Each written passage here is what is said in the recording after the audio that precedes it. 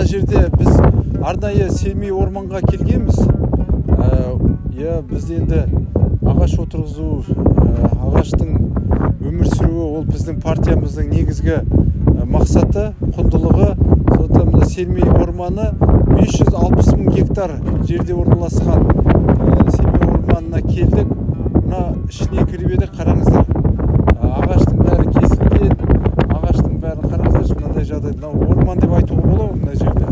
Бұл сұмдық қой мысалы.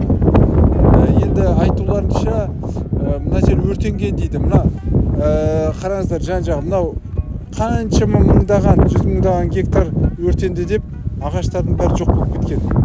560 мың гектардағы ағаш қандай байлық.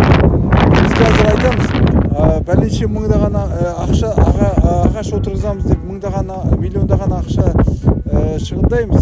Бар ағаштарымызды қорғай алмай жатырмыз.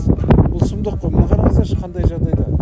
Мына қараңыздар, ағаштардың бәрі мынандай жағдайда кесіп тастаған бәрі. Негізінде браконьерлер бірінші ағаштарды кеседі, сатады, одан кейін өртейді екен. Артында із қалдырмас үшін. Міне осындай жағдай барлық жерде ормандарда орын алған. Осы соңғы 30 жылда. Барлық жерде ормандарда осы орын алған. Қараңыздар міне.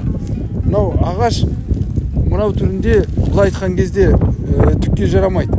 Ал бұл ағаш болып жасыл болып тұрса қаншама оттегі әкеледі адам өміріне. Сондықтан мына қараңыздар, мына жан-жағымыздың бәрін қараңыздаршы, қандай керемет орманды 30 жылдың ішінде жоқ қылдық. Қараңыздаршы, ұрлық барлық жерде жүріп жатыр. Жемқорлық елімізде.